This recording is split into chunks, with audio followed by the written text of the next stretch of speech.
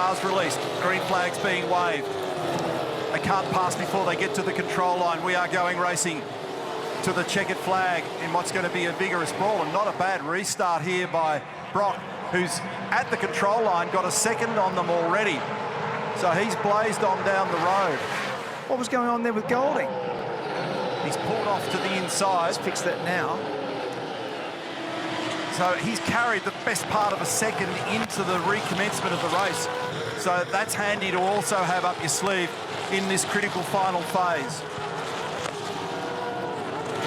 It's going to be interesting. Just straight away, the level of road that they're using and the amount of throttle, straight away you can see the vigour coming off turn 4. They're less concerned with 18 laps remaining, and to your point, it mightn't be 18 anyway.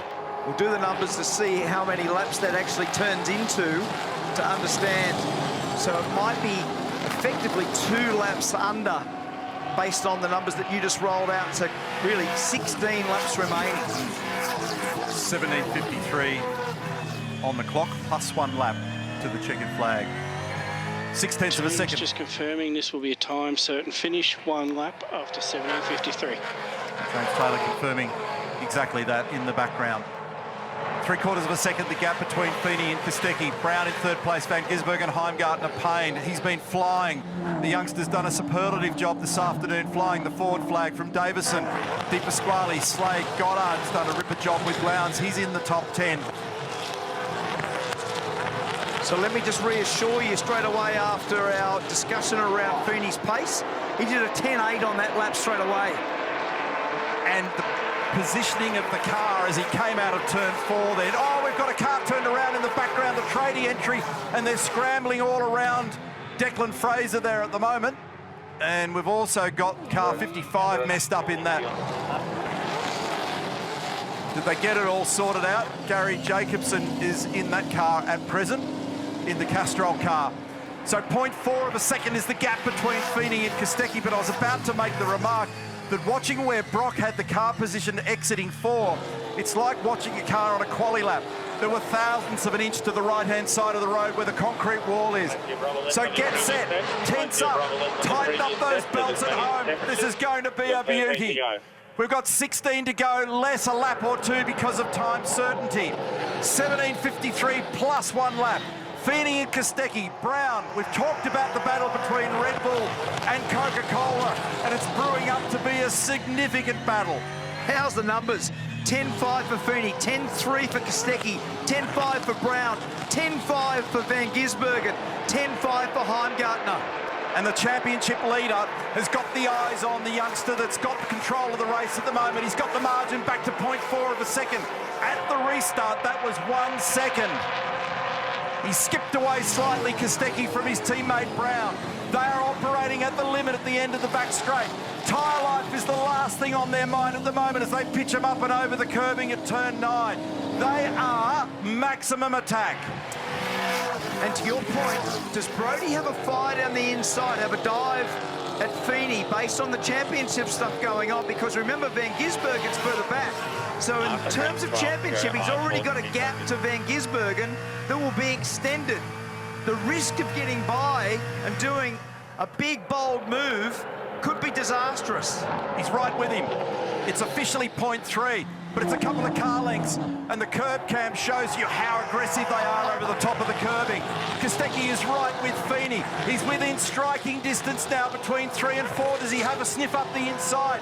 There's marbles to negotiate. They've got him up on the rocks on the inside at turn 4, and now Kostecki might get a little bit of drafting benefit up the back straight. He's right on him, filling the mirrors. He'll have a bit of a look, up, down, round. Can he get down the inside at turn 9? He's making a tiny bit of ground based on the slipstream. 5th gear, over the top of the hill, fully grip limited. Oh, we missed out. He's wide. Brock's gone wide down there at 9. Brodie gets that little bit closer. It's now 0.2 of a second. And a 15-second time penalty, car 25 for a driving infringement. Chaz Mostert. It's on, out of the final corner. They're racing each other. They're racing the clock. This is going to be 2 or 3 laps short of the mark. And we've got absolutely nothing in it. 0.18 of a second, and the championship leader's thinking about it. He's up high.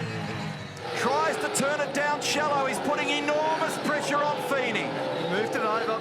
Brock had to move it over. Then he knew that Kostecki was going to have a plunge down the inside. Does he do it here now? Does he do it now? Almost. Now that's checked up Brody. That means Will's going to get a better corner exit out of turn 4. So that little dive cost him. It dropped him back a couple of car lengths. Brown's got the best seat in the house. There's nothing between the top 3 cars at the moment. And only 2 seconds behind is Van Gisbergen with the headlights on. That allowed Brown back into the game. Great battle going on here. Now Brody gets it up and over that curbing down there at turn 9 where he ideally wants to position the car. Now he's got to claw it all back. That little lunge between 3 and 4 just hurt him ever so slightly. Brock's just been told, keep them behind, they're going to burn their tyres off trying to get by.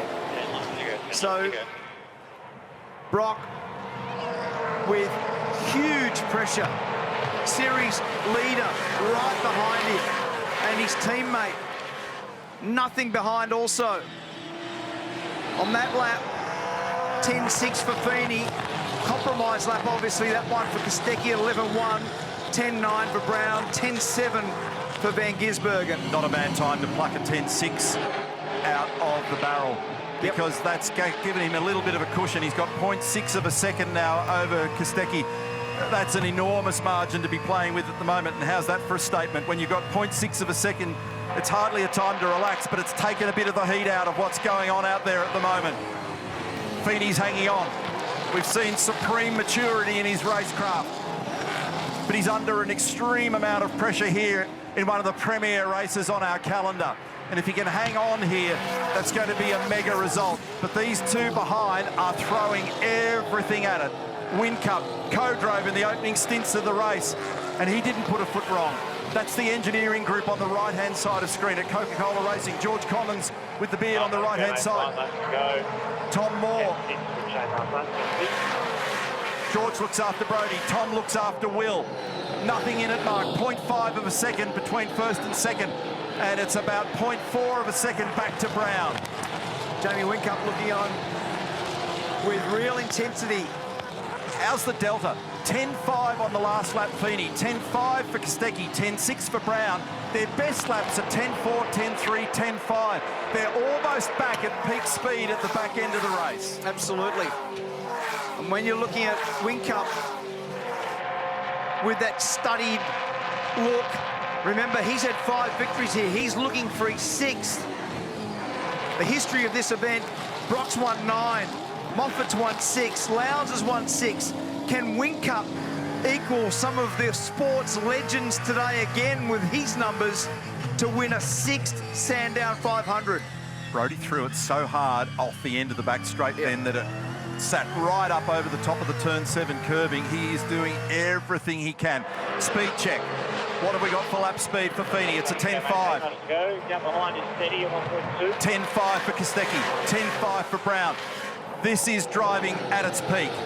Oh, have a look at the lead numbers. I know. Those lead numbers are remarkable. 10.51, 10.58, 10.58, 10.59, 10.51. Including young Matt Payne. Yep. So he's come on in leaps and bounds. His drive at the bend was superlative. His drive today, absolutely pristine. He's matching the best in the business there in the background at the moment in the Penrite entry, and he's sitting in 5th position. So that is a great statement from everybody at the sharp end of the game at the moment about consistent, fast, mistake-free driving. Nothing in it, and almost back to the best numbers that some of them did way back earlier in the race. 0.5 of a second between Feeney and Kostecki. It's another half second back to Brown. Watching up in the top right-hand corner for Brock Feeney, who's a picture of concentration.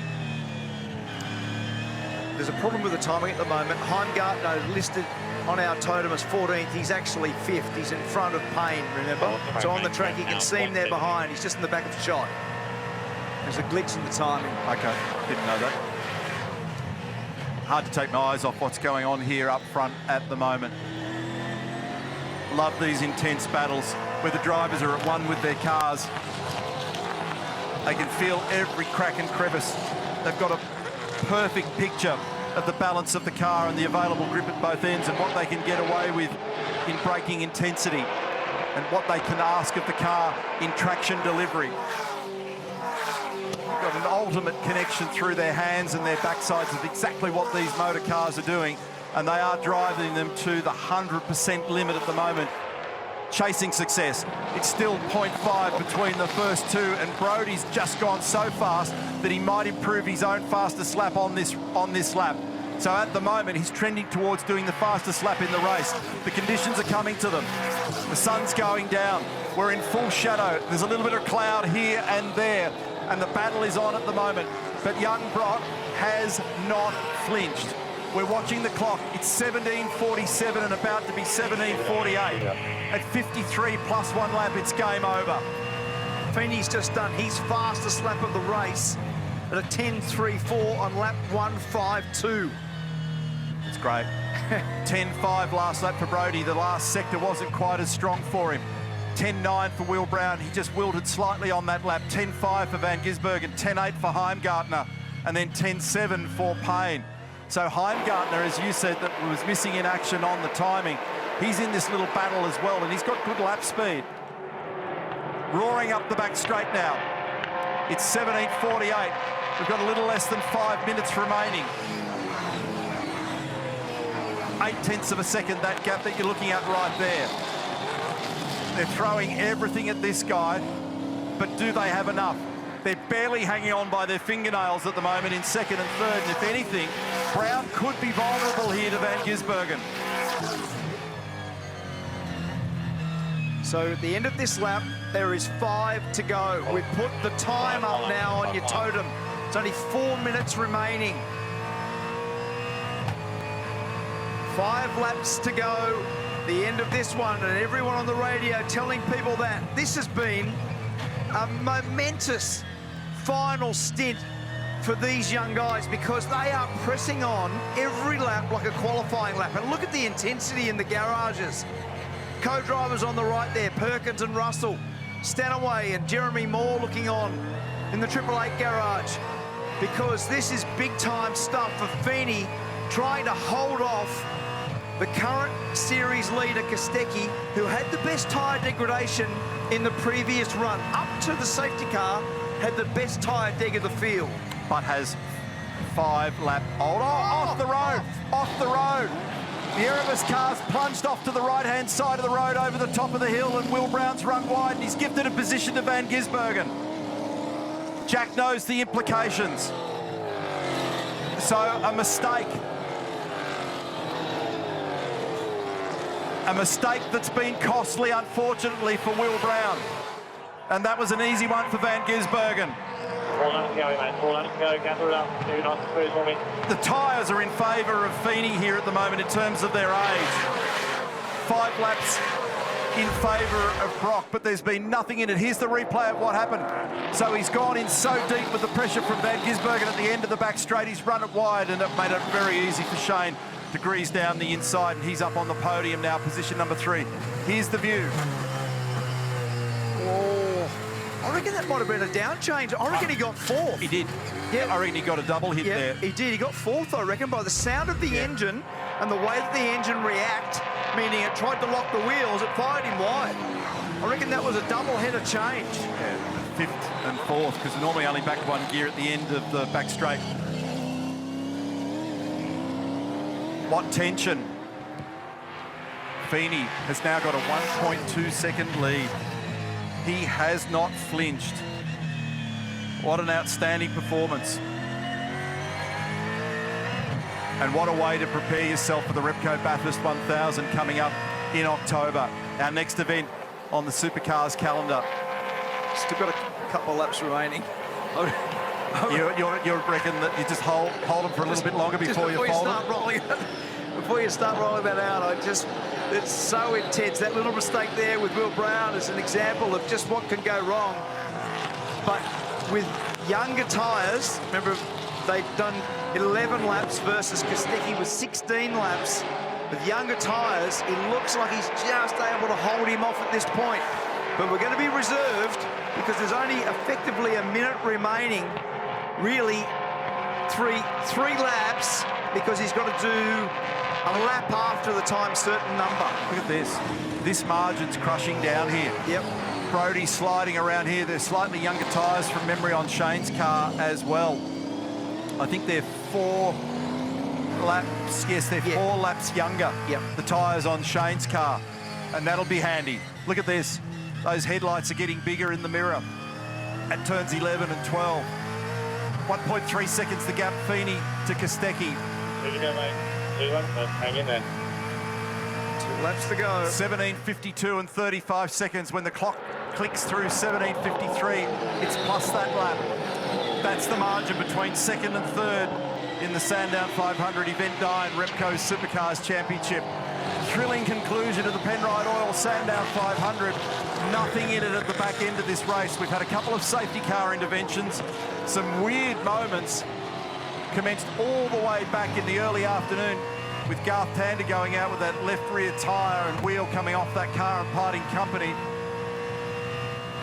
We're riding with Van Gisbergen. That's the margin to second at the moment. He's chasing the championship leader from the viewpoint of the guy that came into the round in position number 2. Yeah, so in terms of the championship, this is 1 and 2 in the championship.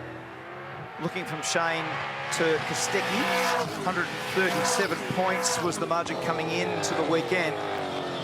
But Brock Feeney, with very, very experienced and highly credentialed co-driver in Jamie Whincup, 1 more lap remaining. You could probably do what you were going to say before now. Well, I didn't doubt it at the time, because the confidence that we've all got in Brock from the way in which he's been driving this year and delivering wins, podiums and poles, you know, he hasn't looked like a guy that was about to be shaken out of position. No. So we're inside that final lap now. We've gone time certain. He's holding his margin steady at 1 second. He's got a handful of corners to run. And what a stunning performance from him today. He's come into the round with 5 victories in his supercar career. He set the world on fire for GM at the back end of last year's championship in Adelaide. He had his family in tears. His dad Paul was watching that one, and he's here again today to witness this. He's a master of his craft, and he's only a youngster. He slides it out of turn 9 over the top of the curb. He's letting a little bit of that margin drift. He's only got to do a couple of corners now, get it back to second gear for one last time, and he lines it up through the final corner. And the Apprentice today has joined the master. Feeney and Whincup are the winners of the Sandown 500 for 2023. Well done. Mark Dutton standing there next to Jamie Whincup. Jamie Whincup becomes a 6-time winner. Feeney saying that was a good race. Legend. Certainly. Legend. Fantastic. Love it. And what a great reaction. You can see what it means to him there as he clenches his fists. And that level of pressure at the end there was very, very high-level motorsport, as all the guys and girls in the Erebus garage are also congratulating each other. David Russell, who drove so well early with Brody Kostecki, and all of the team now jubilant. The reaction winning the Sandown 500. I think it becomes a pretty high-level number, isn't it? The 250th race for Triple Eight at the same time. It's the 250th race win for them. It was one of the numbers that we rattled out earlier in the broadcast. 1 win away to be the first team in history to grab 250 wins, and a special one for that young man and his highly experienced teammate. The impressive part about that for me was not blinking under pressure. Yep. We've seen it on multiple now, so it's no fluke. Soaking it up at turn 6.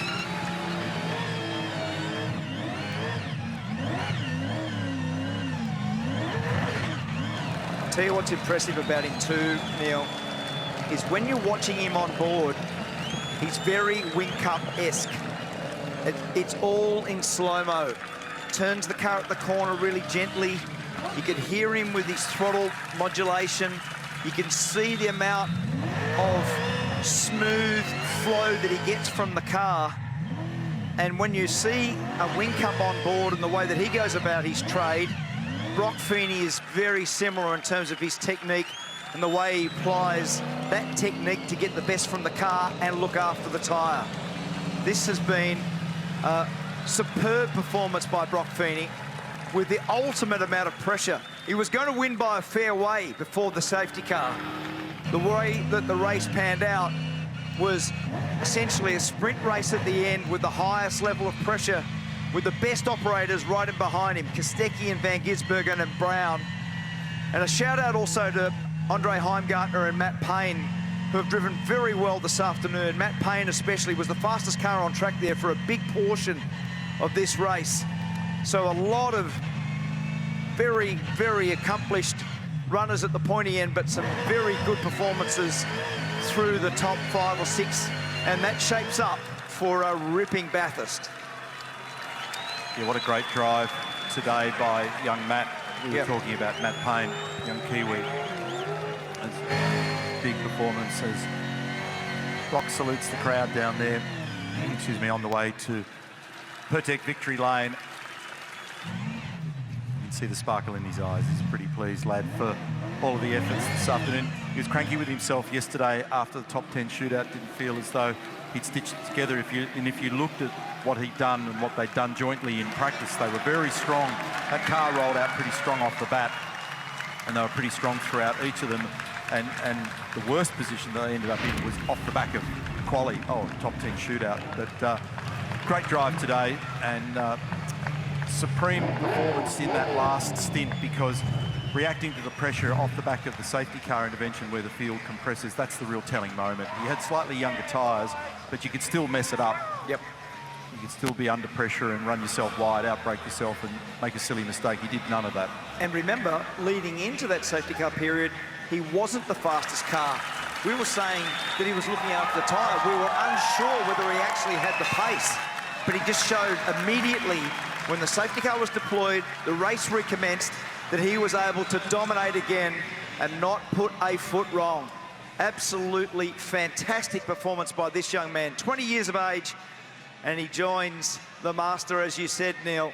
This man, on screen, what a job by Jamie Whincup to become a 6-time winner of this momentous event.